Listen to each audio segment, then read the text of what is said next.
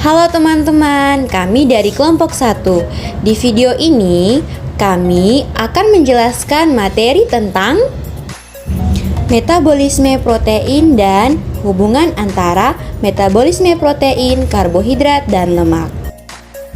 Langsung saja, ayo teman-teman, mari simak penjelasan materinya. Yang pertama, kita akan membahas tentang metabolisme protein. Apa itu metabolisme protein? Metabolisme protein adalah proses kimia dan fisik yang mencangkup pada perubahan atau anabolisme protein menjadi asam amino dan penguraian atau katabolisme asam amino pada protein.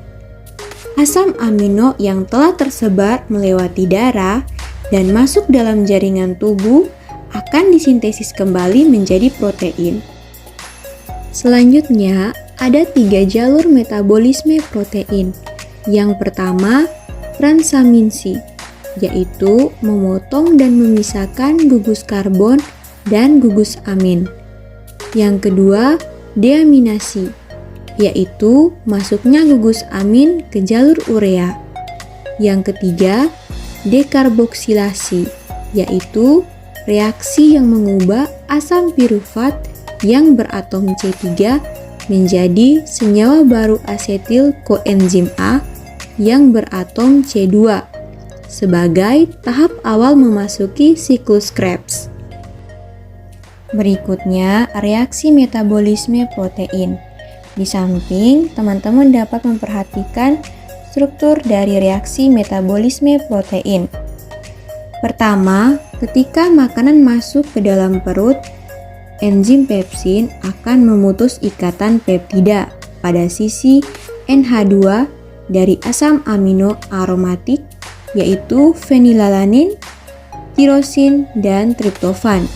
Asam amino hidrofobik, yaitu leusin, isoleusin, dan metionin, dan dikarboksilat, yaitu glutamat dan aspartat untuk mencerna protein. Selanjutnya, metabolisme protein kemudian berlanjut di usus halus, yakni saat pankreas mensekresi tripsin, kemotripsin, dan karboksipeptida. Protase gaster dan pankreas ini kemudian memecah lagi gugus protein menjadi peptida rantai sedang dan kecil. Peptidase di batas usus halus selanjutnya menghidrolisis peptida rantai sedang dan kecil ini menjadi asam amino dan tripeptida bebas. Produk akhir metabolisme protein inilah yang siap diserap dan dipergunakan oleh sel, sehingga tubuh merasakan manfaatnya untuk kesehatan. Pada reaksi metabolisme protein, sekitar 75-80% asam amino hasil proses metabolisme protein akan digunakan kembali untuk pembuatan protein baru. Melalui siklus Krebs, sebagian asam amino yang diserap tubuh juga akan diubah menjadi ATP, gas karbon dioksida, dan air. Tubuh tidak akan menyimpan sisa asam amino yang berlebih. Sisa asam amino ini akan segera mengalami katabolisme dan diubah menjadi urea untuk bahan kimia amfibolik yang selanjutnya dikeluarkan dari tubuh melalui urin. Teman-teman, berikutnya kita akan membahas tentang hubungan antara metabolisme protein, karbohidrat, dan lemak. Ini adalah struktur hubungan antara metabolisme protein, karbohidrat, dan lemak. Nah, teman-teman, ini dia hubungan antara metabolisme protein, karbohidrat, dan lemak. Yang pertama, karbohidrat akan dipecah menjadi glukosa. Glukosa akan memasuki proses glikolisis menghasilkan asam pirufat. Asam pirufat akan memasuki proses dekarboksilasi oksidatif menghasilkan asetil CoA. Asetil CoA akan memasuki siklus Krebs. Yang kedua, protein akan dipecah menjadi asam amino.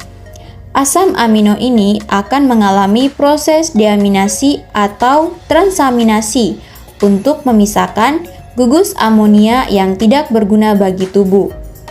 Setelah gugus amonia dipisahkan, maka akan terbentuk berbagai senyawa yang kemudian dapat memasuki reaksi respirasi aerob dalam bentuk asam pirufat yang akan memasuki proses dekarboksilasi oksidatif, asetil CaOA yang akan memasuki siklus Krebs, asam alfa keton glutarat, asam suksinat, dan asam oksaloasetat yang akan masuk ke dalam siklus Krebs.